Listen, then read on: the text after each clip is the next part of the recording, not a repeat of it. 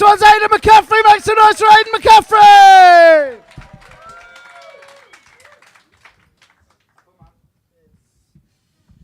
Hello. How are you all doing? My name's Aidan. I am middle class. Spoiler alert. Give me a cheer if you consider yourself to be working class. Hey, give me a cheer if you consider yourself middle class. Wow. See, the thing is, there's something called working class pride, and that was the first thing you heard. Just everyone cheering. Way. But you ask who's middle class, it's just one person at the back. It's me at the back saying yes. Thing is, there's no such thing as middle class pride, is there? No one goes on a pride march because they've just had a Velux window installed. That's I'm from Harrogate. Give me a cheer if you've been to Harrogate. Feel free to shout out any words you might associate with Harrogate. I think we had two contrasting things there. We had posh, and did you say shithole? It can't be both. It's not a shithole. It's got a reputation for being posh, hasn't it? It has. Yeah, you say it's not a shithole. She said it's not a shithole. You don't know what the question was. Does that mean when you don't hear the question, you just shout shithole as the default answer? What did he say? Shithole! It is nice, isn't it? Yeah, it's got a reputation for being nice. It's got a reputation for being posh. But I grew up there, and I'm here to tell you, it's not as posh as you think. Like, first 12 years of my life, Harrogate didn't even have a Waitrose. It's not that posh. Honestly. Thing is, it doesn't matter what you're born into. It doesn't matter whether you're working class, middle class, upper class. No one chooses the circumstance of their birth, do they? Do they? No, exactly. You know, look at me. I'm a white guy from a posh town, financially comfortable background. I'm proud of it. I'm not ashamed of it. I like to own it. Property, that is. Cha-ching. I say middle class. I do mean middle class. Neither poor nor rich. You know, in many ways, I'm just like a lot of you. You know, if I want to read a book, I've still got to go to the library. It's the second door on the left after my kitchen.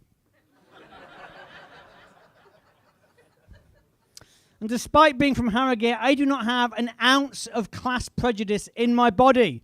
Some of my best Uber drivers are poor, honestly.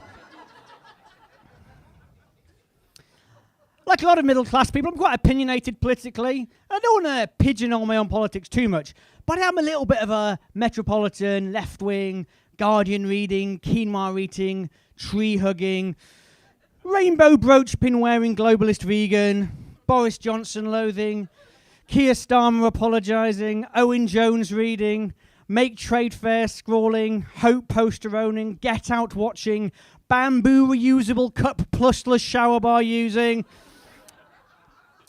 politically correct lentil eating, weak-bodied, safe space seeking social justice warrior, regressive left triggered feminist, participation trophy holding, woke millennial, cancel culture vulture, soy boy, snowflake apologist, liberal.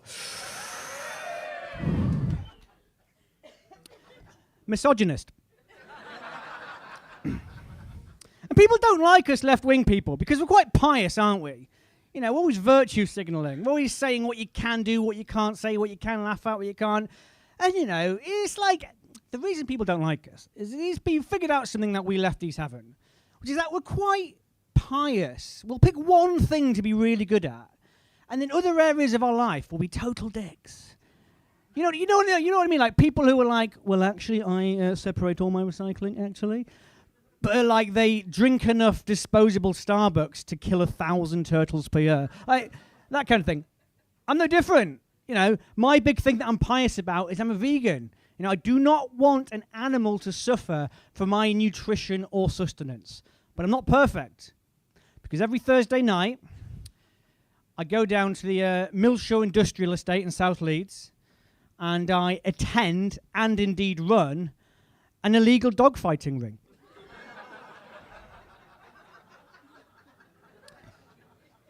Aidan's four-legged fight club, that's what I call it.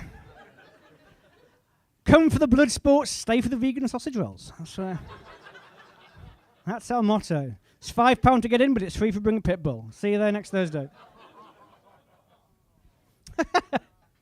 I love that accent. Like, oh no. Can't believe he actually does that. I don't do that. Give me a cheer if you've got kids. Was that you cheering there, sir? What's your name, sir? Nick. Nice to meet Nick. And how old are your children? How many children do you have? One at the minute. And at the minute, someone's got a good night ahead of them planned. Just one, but ask me again in 9 months. Good night behind me. Hey! Someone went in bareback last night. That's good to know. So you got one child, boy or girl? Boy. And what's the boy's name? Theo. That's a good name. He's quite young? He's one. You should know. Mate, you don't even know the name of one kid. You're like, let's have another. Sorry, the age of one kid. Who else cheered? Who's got kids over here? You, sir.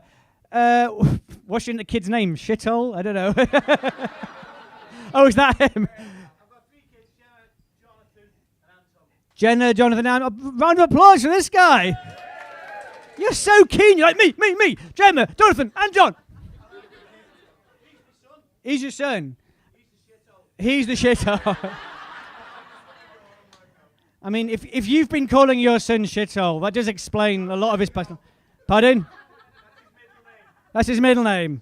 Jonathan Shithole Smith.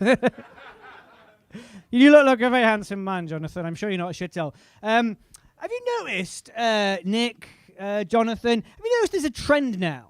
People giving their kids the same names as our grandparents and great-grandparents. Like, you're seeing babies with, like, really old-fashioned names. You're seeing babies with names like Mavis and Albert and Dorothy. It's very nice. I like it when you see a baby with the same name as someone born in 1910. It's fun. But I think it's going to create a problem. And the problem is this. In 25 years' time, all these babies, they're all going to grow up, and they're going to be the sexy pop stars of the future, aren't they? Yeah. Singing like the sexy songs. So you're going to be listening to the top 40 in the, 2050.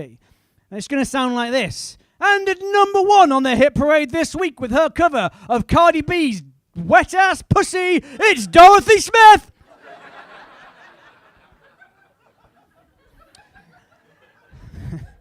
Featuring the latest sensation on the UK grime scene, Cyril.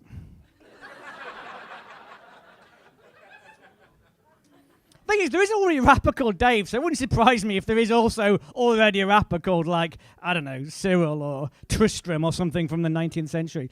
I used to work in a nursing home. I was the kid that used to push the tea trolley around when I was 18 years old. I used to push the tea trolley around, giving tea, biscuits, coffee to all the pensioners that lived there. And it was a lovely... Thank you for applauding that. Someone's got to do it. You've got to, it was good. Because sometimes I'd push the tea trolley into the lounge. Someone would be playing the piano. And you'd just see all these pensioners, all the ones that lived there. And they'd all be singing World War II songs. Yeah, it was lovely. They'd just all be there singing, "We'll meet again, don't know where." Feel free to sing along, miss. Don't know where. What the fuck was that? I think I fucked up by stopping to speak to you. You guys carried on. It was all a bit of a mess. But these songs were lovely. I love those old World War II songs, Virulent, all that. But my generation, our generation, listens almost exclusively to sexually explicit R&B and misogynistic rap music, right? So in 60 years' time, you're going to walk into that same nursing home, push that tea trolley round, and you're going to see 3 dozen pensioners just all singing, "I love bad bitches, that's my fucking problem." Yeah, I like to fuck, I've got a fucking problem. You're going to see an octogenarian woman, 85 years old, with a Zimmer frame going, "Yeah, but I got a bucket for this wet-ass pussy. I'll give you everything you got for this wet-ass pussy."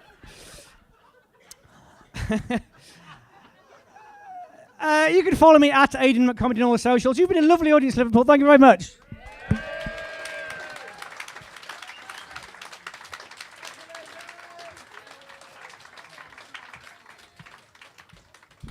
Aidan McCaffery, everybody!